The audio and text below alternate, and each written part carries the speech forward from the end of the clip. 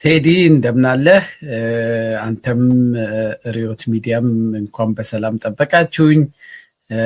ለሰብአዊ መብት ትኩረት ሰጥተህ የምታደርገውን ጥረት እና እንዲህ ያሉ ውይይቶች ከልብ የማደንቅ መሆኑን መግለጽ እፈልጋለሁ። ቴዲ እሺ በጣም አመሰግናለሁ።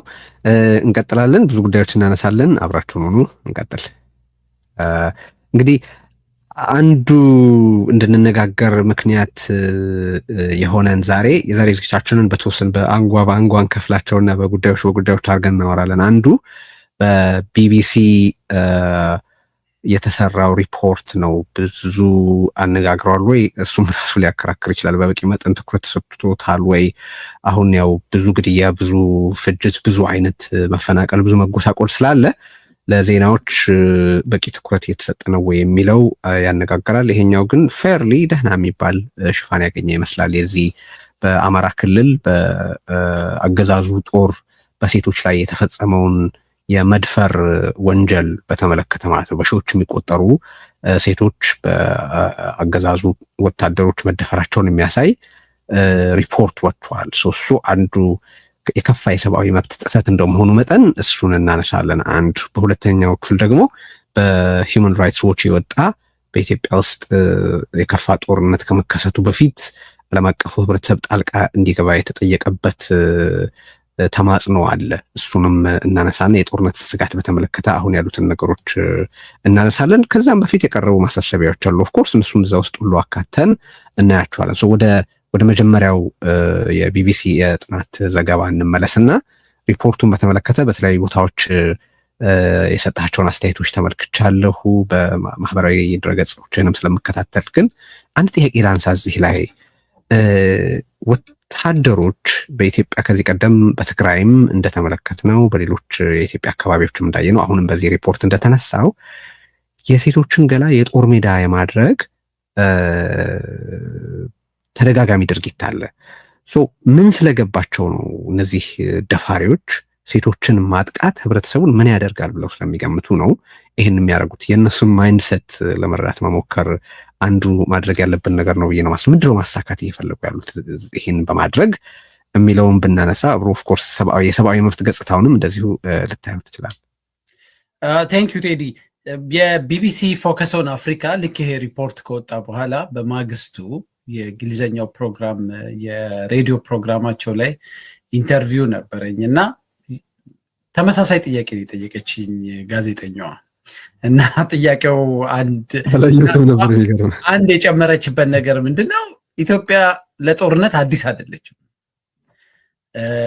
ብዙ ዓመት ብዙ ጊዜ ኢትዮጵያ ውስጥ ጦርነቶች ተካሂደዋል እና ምን ስለተፈጠረ ነው? አሁን ምን ገጥሟችሁ ነው ኢትዮጵያ ውስጥ ያሉ ግጭቶች ሴቶችን በሁሉም እድሜ ክልል የሚገኙ ሴቶችን እንደ እነሱን ማጥቃት እንደ አንድ ይሄ የዊፐናይዜሽን ኦፍ ሬፕ የጾታዊ ጥቃትን እንደ ጦር መሳሪያ የተወሰደበት ነገር ለምንድን ነው የሚል ጥያቄ ነበር ያነሳችልኝ እና ይሄ እውነትም ኢትዮጵያ ውስጥ ብዙ ጦርነቶች ተካሂደዋል፣ ብዙ ግጭቶች ተካሂደዋል። እንዲህ አይነት ሪፖርት እንዲህ አይነት ነገር ገጥሞን አያውቅም። እውነት ለመናገር ማለት ጭራሽ ባልነበሩት ጦርነቶች ውስጥ ወሲባዊ ጥቃት አይፈጸምም እያልኩ አይደለም። ሊፈጸም ይችላል። ብዙ ወታደሮች በየቦታው ሲንቀሳቀሱ ብዙ ነገሮች ይሰራሉ። ግን ሆን ተብሎ ወታደሩ የተላከበት አካባቢ ላይ ያለው ማህበረሰብ በዚህ መንገድ የማጥቃት እንደ አንድ የማጥቂያ ስልት ግን ተወስዶ አያውቅም። ስለዚህ ልክ በአዳዲሶቹ ጦርነቶቻችን ላይ የድሮን ቴክኖሎጂን እንደተጠቀምነው ሁሉ ጾታዊ ጥቃትን እንደ አንድ አዲስ የማጥቂያ ስልት ነው ተይዞ የተመጣው። ይሄ ዝም ብሎ የሚሆን ነገር አይደለም። እንዲህ ያለው ነገር የሚፈጠረው ብዙ ጊዜ አንዳንድ ሪፖርቶችን የዩኤን ሪፖርትን ሁሉ እያየው ነበረ ለቢቢሲው ኢንተርቪው ስዘጋጅ እና የብዙ ሀገሮች ጦርነት ውስጥ ብዙ ጊዜ እንዲህ ያለ ነገር የሚከሰተው ማንነት ተኮር የሆነ በጣም ጥላቻ በሌላኛው በምትፋለመው አካል ማህበረሰብ በኩል የከረረ የጥላቻ በትርክት ላይ የተመሰረተ አንዳንድ ጊዜ የመጠፋፋት እና በዛ ማህበረሰብ ውስጥ ለረጅም ጊዜ የማይጠፋ ሽብር፣ አንዳንዴ የአካል ጉዳት፣ ወታደር ሊቆስል ይችላል፣ ብዙ ሰው ሊሞትብህ ይችላል፣ ሰዎች ሊፈናቀሉ ይችላሉ። እንዲህ አይነቱ የጾታዊ ጥቃትን እንደ የጦር መሳሪያ አድርጎ መጠቀም ግን ብዙ ጊዜ ለብዙ ዓመት እዛ ማህበረሰብ ውስጥ የማይፋቅ ጠባሳ ነው። ቪክቲሟ ያቺ የምትደፈረው ሴት ብቻ አይደለች።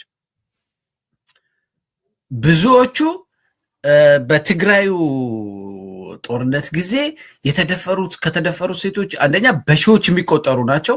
ኤንድ እስካሁን ድረስ አንደር ዶኪመንትድ ነው። በደንብ ዶክመንት አልተደረገም ሙሉውን። በነገራችን ላይ በቅርብ እንኳን የወጣ አንድ ሪፖርት ነበር። በትግራይ አንድ ተቋቁሞ የነበረ የጄኖሳይድ ጉዳዮችን እንዲያጠራ የተቋቋመ ቡድን በጣም ሰፊ ዳታ ወስዶ ያስቀመጠው ቁጥር በሌሎች ጉዳዮች ላይ ብዙ ጊዜ ከሚጠቀሱት ጋር ለየት ያሉ እንትኖች አሉት። እዚህኛው ላይ ግን በጣም እንዳልከው ነው። በቃ በጣም አንደር ዶኪመንትድ፣ አንደር ሪፖርትድ፣ አንደር እያልክ ልትሄድ የምትችለው አይነት ነው የተቀመጠው ቁጥር። በመቶ ሺዎች ነው የተቀመጠው። በጣም በጣም ከባድ አሻራ የሚያሳርፍ ነገር ነው እንዳልከው። ቀጥል። አዎ፣ አንደኛ አንደር ዶክመንትድ የሚሆንበት ምክንያት ከባህላችንም የተነሳ ሴቶች በዚህን ያህል ቁጥር ባላቸው ወታደሮች ልጆቼ ፊት፣ ባሌ ፊት፣ ቤተሰቤ ፊት እንደዚህ አይነት መንገድ ተዋርጄ ተደፈርኩ ብሎ መናገር የቀጣይ ህይወታቸውን የልጆቻቸውን ሁሉ ቀጣይ ህይወት የሚያበላሽ ሆኖ ስለሚታሰብ ብዙ ጊዜ እንዲህ ያሉ ነገሮችን የመሸፈን እዛው እንደ ገበና የመቁጠር የባህል ጫና ስላለብን ለዚህ በሁለት ሶስት የተሰሩ ዶክመንተሪ ፊልሞች አይቻለው በትግራይ በአማራ ክልል በተደረጉ ጾታዊ ጥቃቶች ላይ እና አንዳንድ ቦታ እንደውም አንድ ጥሩ ምሳሌ በዚሁ ልነግርህ፣ አዲስ አበባ ስልጠና ሰጥ ነበረ። በዓለም አቀፍ የተባበሩት መንግስታት ስታንዳርድ የጾታዊ ጥቃቶች በተለይ በግጭት ወቅት የሚፈጸሙ ጾታዊ ጥቃቶች እንዴት ነው ኢንቨስቲጌት የሚደረጉት፣ መረጃ እንዴት ነው የሚሰበሰበው የሚለው የራሱ ጋይድላይን አለው። እዛ ላይ ከትግራይ ክልል፣ ከአማራ፣ ከአፋር፣ ከተለያዩ ክልሎች የመጡ የሰብአዊ መብት ተመራማሪዎችን ለነሱ ስልጠና ሰጥ ነበር እና አንድ ከጎንደር የመጣች የሰብአዊ መብት ላይ የምትሰራ ሴት ያካፈለችኝ ኤክስፒሪየንስ እያለቀሰች ነው ቴዲ የነገረች። ድርጊቱ የተፈጸመው በአማራ ልዩ ኃይሎች ነው። የወሲባዊ ጥቃት የተፈጸመባቸው ሴቶች እዛው የክልሉ ሴቶች ናቸው እና የነሱን ኬስ ሰብስባ ነገሮች በተረጋጉበት በሰላም ጊዜ ፋይሎቹን ይዘው እንደ ድርጅት እዛው የአማራ ክልል የሚመለከተው የመንግስት ባለስልጣናት ጋር ሄደው ጉዳዩ ለእነዚህ ሰዎች መከሰስ አለባቸው፣ ጥቃቱን የፈጸሙት ወታደሮች እዚሁ አሉ፣ የልዩ ኃይሉ አባላት ናቸው እና ለፍርድ መቅረብ አለባቸው ሲሉ እነዚህ የተሰጣቸው ምላሽ አርፋችሁ ተቀመጡ፣ ለሀገር ደህንነት እየተዋጋ ያለን ሰራዊት በጾታዊ መድፈር መክሰስ አገርን ማዋረድ ነው፣ አርፋችሁ ተቀመጡ ነው ያሏቸው። ስለዚህ ይሄ ምን መልስ ይሰጠናል? የጾታዊ ጥቃትን የጦር መሳሪያ አድርጎ መጠቀም እንደ አንድ ስልት እላይ ድረስ ተቀባይነት ያለው መሆኑን ጠቅላይ ሚኒስትሩ ፓርላማ ውስጥ ጭምር የእኛ ሰዎች በእንደዚህ አይነት ድርጊት ነው የተፈጸመባቸው፣ የእነሱ ደግሞ በሰው ነው የተደፈሩት፣ ስለዚህ ብለው ንጽጽር ጭምር የሰሩበት እና ይሄ ዝም ብሎ ተራ ኢንሲደንት አይደለም። ይሄ በድሮን አንድን አካባቢ ሰላማዊ ህዝብን ከማጥቃትም የከፋ ያንን ማህበረሰብ ዲሁማናይዝድ የማድረግ ከሰውነት ተራ የማውጣት ብዙዎቹ ሴቶች የኤችአይቪ ኤድስ ቫይረስ ፖዚቲቭ ሆነዋል ከዚህ ጥቃት በኋላ። ራሳቸውን የሰቀሉና ራሳቸውን ያጠፉ ሴቶች አሉ በመርዝ። ይሄን ለሰውም አልናገርም፣ ፍትህም አላገኝም፣ እንደዚህ ተደፍሬ መኖር አልችልም፣ ባሌ ፊት እንደዚህ ሆኜ መቅረብ አልችልም ብለው ራሳቸውን ያጠፉ እናቶች አሉ። በዚህ አይነት አስገዳጅ ሁኔታ ውስጥ ትግራይ ውስጥ የተወለዱ አማራ ክልል ውስጥ በእንደዚህ አስገድዶ መድፈር የተወለዱ መዓት ህፃናቶች አሉ። ስለዚህ ይሄ የአንድን ማህበረሰብ ቀጣይ የተረጋጋ ሰላም ህልውናውን የቤተሰብን የማህበረሰብ መሰረትን ሆን ተብሎ ለማናጋት እንደ አንድ ስልት የተወሰደበት ሁኔታ ነው የምታየው።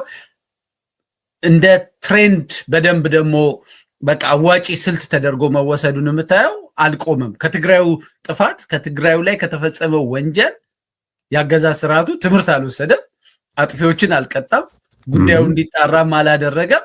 ያንኑ አይነት ወንጀል ይሄ በዓለም አቀፍ ወንጀል አሁን በቅርብ ጊዜም በወጡት እንትኖች የአራቱንም የጄኔቫ ፕሮቶኮሎች የጄኔቫ ኮንቬንሽንን የዋር ክራይም የሚያቋቁሙ ተብለው የተዘረዘሩት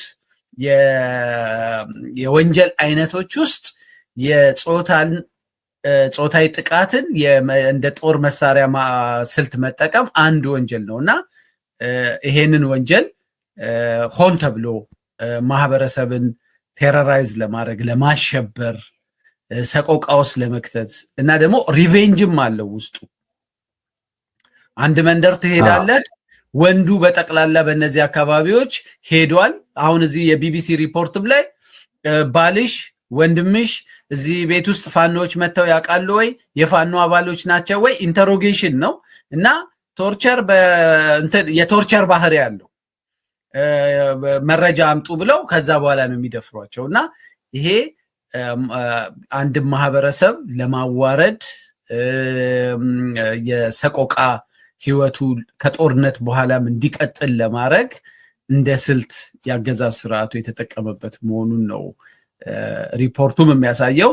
በነገራችን ላይ የቢቢሲ ሪፖርት ምናልባት ከተፈጸመ ከሚባለው ጠቅላላ ጥፋት ሩቡን ሊሆን ይችላል በቁጥር ደረጃ ራሱ የተገለጸው በአማራ ክልል ብቻ እንኳን